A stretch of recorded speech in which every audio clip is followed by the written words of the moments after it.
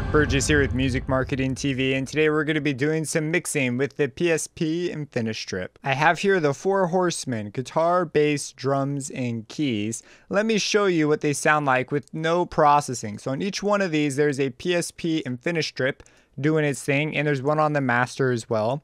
And let me just go ahead and play it for you, just as no PSP InfiniStrips.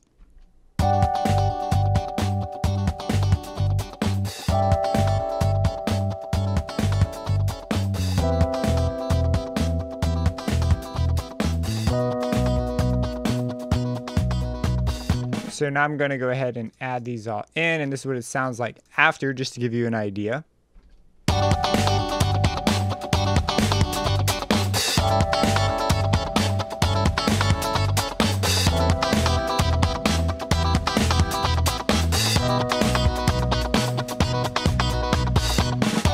So let's go ahead and first let's bypass the one on the master. We'll go to that one last. And let's look at the guitar. So starting at the beginning, I'm going to start with our first gain stage. Now I have it set to auto right now.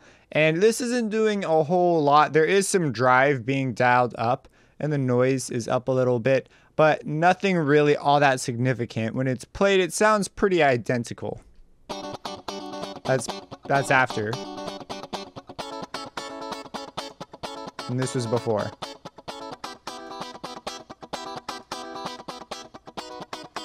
So it does come up just a hair. That's just about it. That's all that's really happening there. After that, we hit our filter. You notice I took some high end off before it was up here. So I'm doing this to leave room for the drums. When you're mixing, you generally don't want to work in isolation like I'm doing right here. You want to have other elements of your track going. So I'm shaving off some of this to make room for some of the hi-hats and stuff that are up there.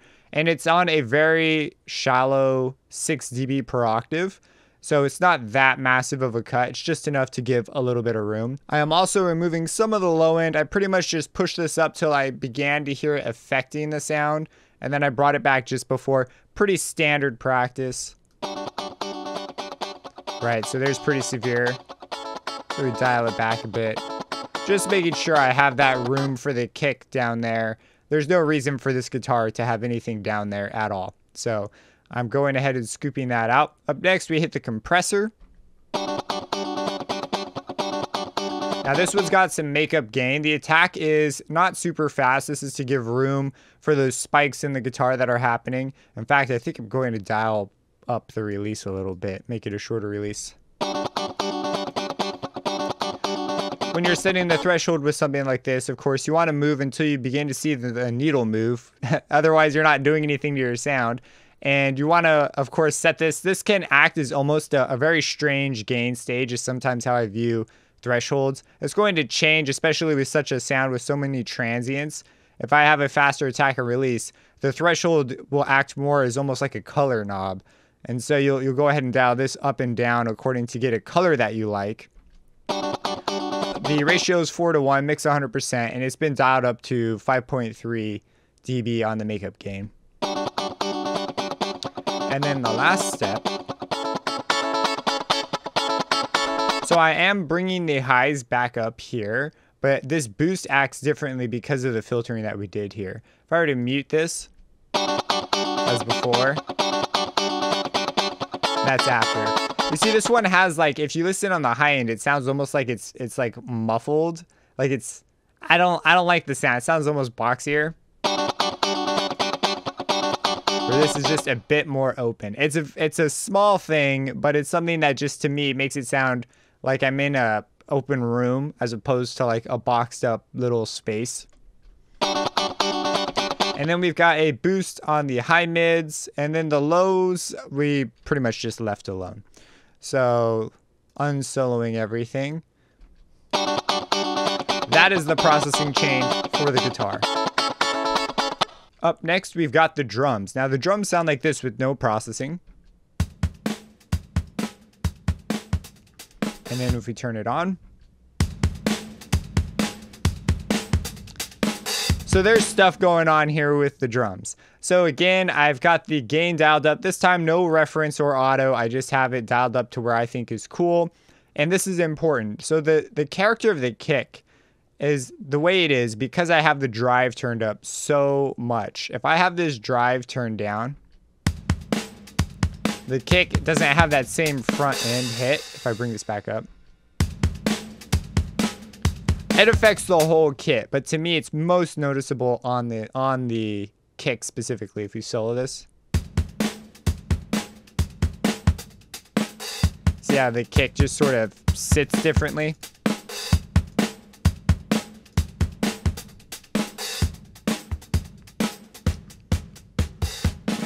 So that's what's going on there. Up next, we add a filter. This was here just by default, so I left that alone. Up next, we've got the compressor. I settled on the FET compressor. You could try out a couple of the different ones. So that's the VCA. That's the FET. That's Opto. Opto has a very aggressive tone, it seems to bring with it, at least in this case. So I settled on the FET. I liked the sort of in-between between color and not. So if you're brand new to compression, my first recommendation would be to leave most things alone and just adjust the threshold until this starts moving. It's generally the first setting you're going to want to dial in because this is going to actually start affecting your sound.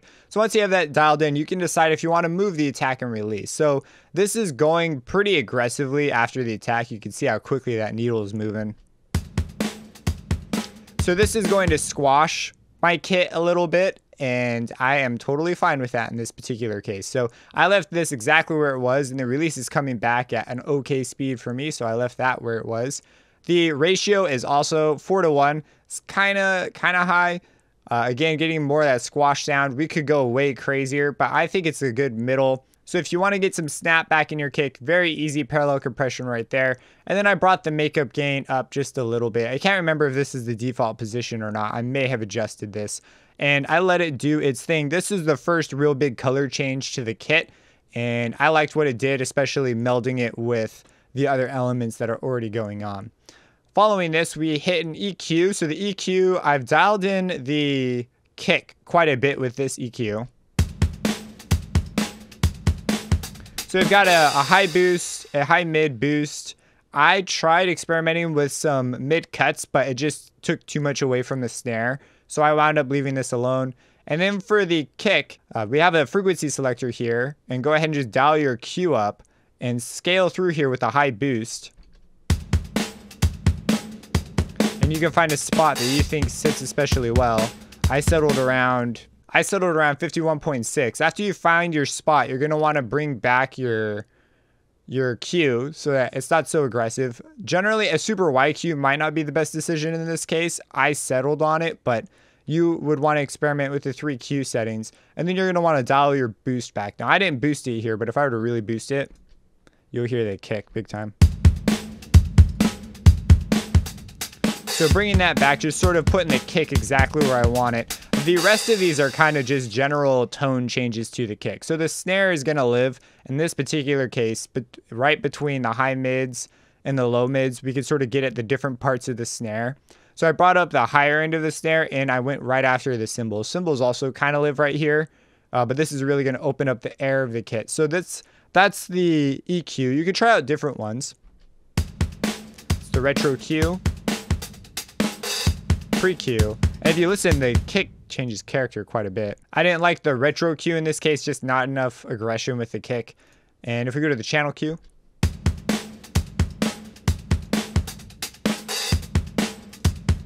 so go ahead, try those out in this particular case. I went after this one specifically for the kick mostly. And then finally, we hit ourselves a limiter. So there's 2 limiters. We've got the Vca limiter, and then we've also got the Opto limiter. Opto limiter is going to have way more color. It just sounds, in this case, it squashes quite a bit more. At least it feels more squashed. It sounds more squashed. And if we go to the VCA, it preserves some of the openness of the high end, which is why I went for the Vca limiter in this particular case. When you're setting one of these, again, you're going to want to dial in your ceiling first. At least this is my workflow. You might have something specific in mind, but I generally dial in the ceiling first because if we bring this down, you're going to really begin to hear it, do its thing.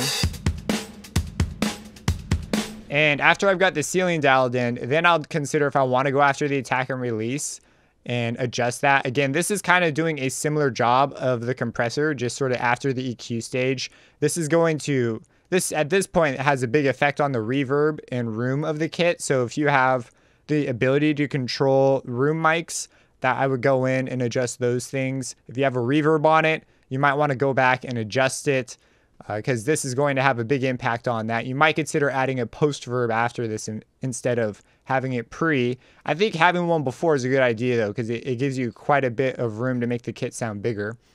And then I've dialed up the output gain just a little bit after adjusting the ceiling.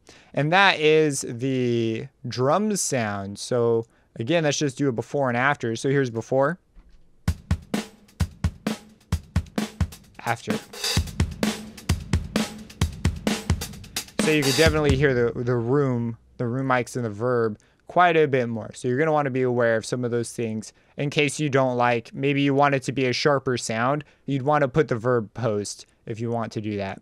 Up next, we have the keys. So the keys are a pretty simple element. Basically, they're not playing anything too crazy, and I just don't want them in the way of other things. So here it is before.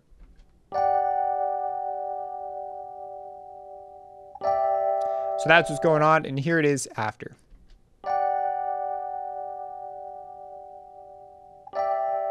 Not a huge change here. The pre-80s preamp thing, if I recall, is just the default one that's loaded up here. Didn't even touch it. The retro Q and the basic filters are what I've touched. So you've noticed I've brought down the low pass filter. If I turn this off, and the high pass. Very open, and then I'm just barely shaving off bits of the high end and the low end of the sound. It's almost unnoticeable. If I begin to bring it down more, you hear, and also notice that it's a 6 dB curve. So I love this filter for how gosh dang transparent it is. So it's bringing it down. When you see, this is a really low, like 693. That's a really low setting. If we dial this back up, I'm just taking out some of the high end, just barely, to make room for some other stuff. But it doesn't do anything that seems like way too colorful, meaning it's like highly noticeable. So I love the transparency on this thing. And again, just taking out the low end on stuff that I just don't want keys down there. I've got, the kick drum and stuff down there and the bass. So I don't need anything else eating up low end. Especially this element, it has nothing to do with the low end. So went ahead and took some of that stuff out. And then we come up and we touch it up with an EQ and scooping out the low end. If we mute this. And then here's after. So it's almost like a volume change in this particular case. So we're bringing down right below at 500 Hertz and we're boosting a little bit above 2,500, and then again on the high end just a touch, which I know I'm filtering it right here. It's kind of like a balancing act what I'm doing right here, but very subtle changes to the keys, basically just pushing them into place and mostly just getting them out of the way of other things. Since the keys have such different frequency content, they don't have a problem standing out at all to the ear. And finally we come to the bass. So the bass before sounds like this. And then after.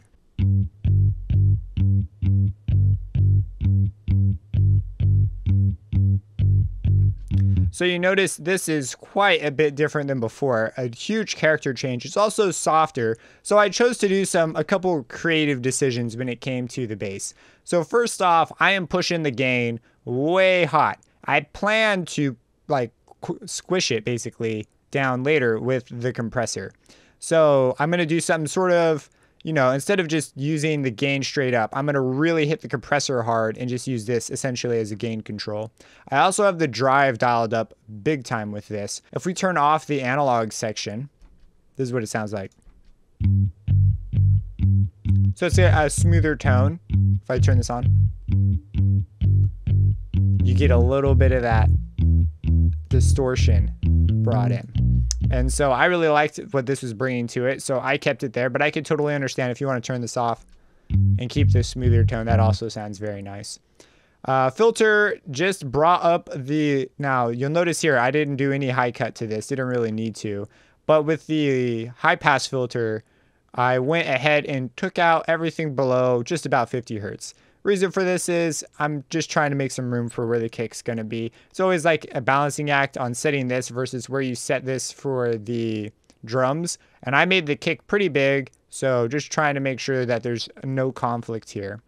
And I set it to a sharper filter, so this is a more precise move. If I set this to 12, it would be less precise, just because that roll off, you know, would come down like this, where now it's coming down like this. Not straight down, it's 24, it's not like 96 or anything, but just a little bit more precise of a move. And then we hit the compressor. So the compressor, you notice the attack is extremely hot. It's about as fast as it can go. I want to just turn down this thing. This is now my gain control. Set the threshold, and in this case I actually did adjust the attack before because I specifically knew what I was going for. You can see it basically just grabs it right away, keeps it down. As soon as it lets go, it brings it up, which can give a neat little lifting effect to the very release of the notes, which can be kind of a cool thing. It is comparatively slow compared to the attack though. The threshold, again, you're going to set this according to your audio material. Ratio is set to 3. I experimented with 2:1. It just wasn't enough for me. 4 was just too much though. So settled on 3 is a middle ground. If we bring this up to 4, just a little much for me. So I dialed this back to 3. You can hear it too, the distortion has an easier time getting through at 3 than it does at 4. 2 was not enough. Too much was getting through. So wound up settling on 3:1. Makeup gain is set to 0 because I'm using the threshold essentially as my gain control. Check it out. You can just set it to whatever the heck you want. And that was my setup for the compressor. Pretty straightforward idea, but it sort of works in hand with what I did with the drive here. Also had a big influence on how I set the compressor. And then finally on the retro cue, we've got here a cut on the high mids and another cut and then a slight boost on the low end. If we mute this, that's what it was like before. So there was quite a bit actually in the middle. And that's after. I'm actually always extremely shocked at how little moves, like, you know, 4 or 5 decibels, but these knobs, they barely move and they make such a massive difference. It's like, holy crap, man, this is so sensitive. It's kind of cool to have a tool that does it like this precisely.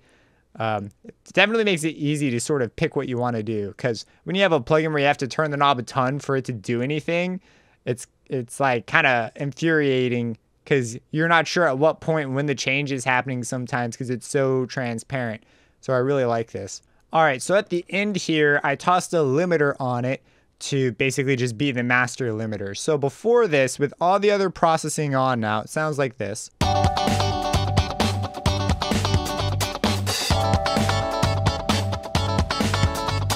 And just to show you where we were before, this was the before. See that bass is just so high up there. We bring it back. That's with our processing. So now it's time to just sort of top off what we've done here. So I'm going to go ahead and enable the master PSP InfiniStrip. This one's just got a limiter on it. And with this one, these two limiters sound extremely different. I'll show you. But here's the Vca limiter topped on at the very end.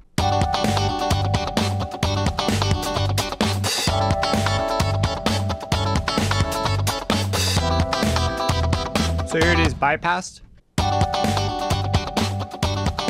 And then on.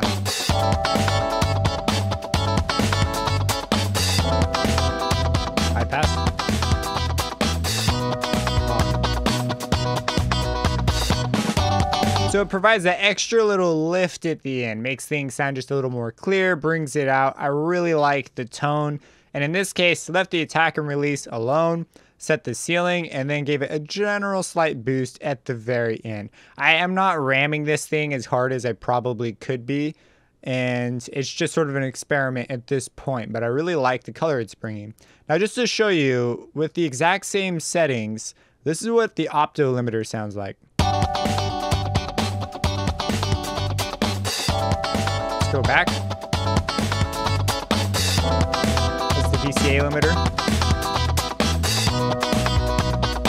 Here's the Opto.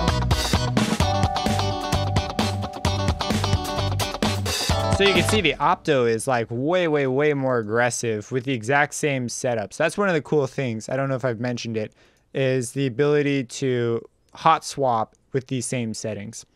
And yeah, the Opto is just, if you're looking for color, Opto is for you. If you're looking for more transparency, the VCA is generally more along the lines of what you're going to want to do. This is true of several of the modules in here. So that's doing a basic mix down with the PSP InfiniStrip. If you have any questions about this, let me know. Subscribe and hit that bell icon for future videos, and have a blessed day.